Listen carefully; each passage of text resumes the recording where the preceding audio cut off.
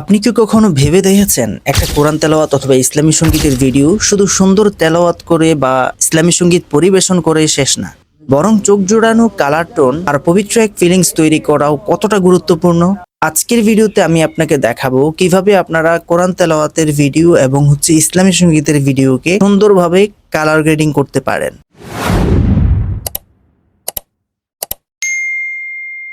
আসসালামু আলাইকুম ওয়া রাহমাতুল্লাহি ওয়া বারাকাতুহু।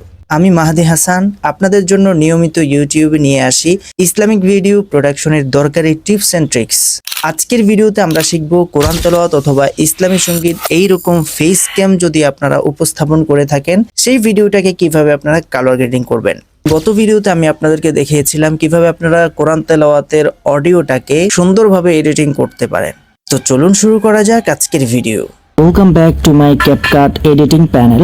তো দর্শক, এই মুহূর্তে আপনারা দেখতে পাচ্ছেন আমার টাইমলাইনের মধ্যে একটি ভিডিও ফুটেজ রাখা আছে।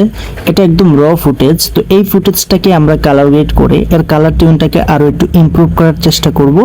আজকের ভিডিও দেখলে আপনারাও এভাবে কালার গ্রেড করতে পারবেন। তো সর্বপ্রথম আমি আপনাদেরকে একটা কথা বলে রাখি, আপনারা অনেক ভিডিওতে হয়তোবা দেখেছেন ভিডিওটাকে সিলেক্ট করে তারপর তারা কালার করার চেষ্টা করে, কিন্তু আমি আপনাদেরকে বলবো আপনারা ভিডিওটা সিলেক্ট না করে আলাদা একটা লেয়ারে আপনারা কালারের কাজ করার চেষ্টা করবেন।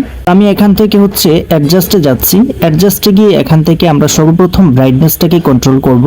আপনার ভিডিওতে যদি ব্রাইটনেস বেশি হয় সেক্ষেত্রে একটু মাইনাস করে দিবেন। আমি 4 পর্যন্ত মাইনাসে রেখেছি অ্যান্ড কন্ট্রাস্টটাকেও -3-তে রেখেছি, 3-4 এর মধ্যে রেখেছি অ্যান্ড স্যাচুরেশনটাকে আমি 10% পর্যন্ত করে দিব, +10।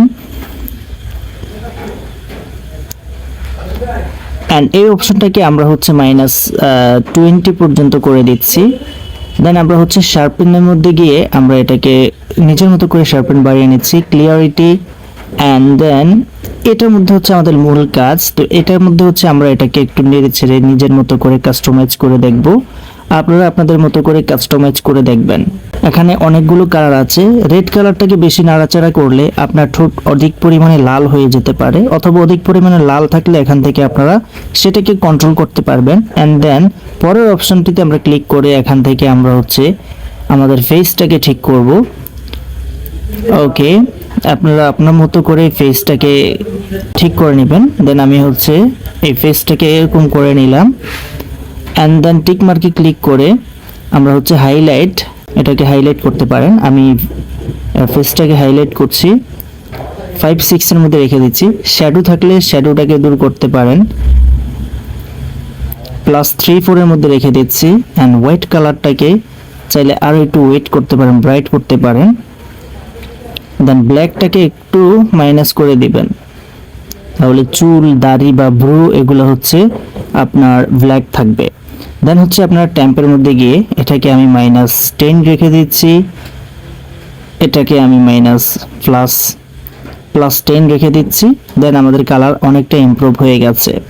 দেন টিক মার্কে ক্লিক করে এখন আপনারা দেখতে পাচ্ছেন যে র ফুটেজ থেকে অনেকটাই ইমপ্রুভ হয়েছে। আপনারা যে কোনো ধরনের একটা ফিল্টার ব্যবহার করতে পারেন।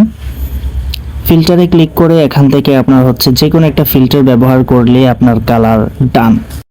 এইভাবে চাইলে কিন্তু আপনারা আপনাদের ভিডিওর কোয়ালিটি বা ভিডিও কালার গ্রেড করে ফেলতে পারেন খুব easily. Thank you so much for watching this video. বন্ধুরা, শুরু থেকে শেষ অবধি যারা আজকের ভিডিওটি কন্টিনিউ করেছেন, আই হোপ আজকের ভিডিও দেখে আপনারা কিন্তু কালার গ্রেডিং এর মোটামুটি একটা ধারণা পেয়ে গেছেন। যদিও আমার ভিডিওতে লাইটিং কম ছিল, যার কারণে কালারটা সেভাবে ফুটে ওঠে নাই। I am so sorry for that. Next ভিডিওতে আমি আপনাদেরকে ভরপুর লাইটিং একটা ভিডিও কালার গ্রেডিং করে দেখাবো ইনশাআল্লাহ। তো এই ছিল আজকের মতো ভিডিও। দেখা হচ্ছে খুব শীঘ্রই নতুন ভিডিওতে। সে পর্যন্ত সবাই ভালো থাকবেন, সুস্থ থাকবেন। আল্লাহ হাফেজ।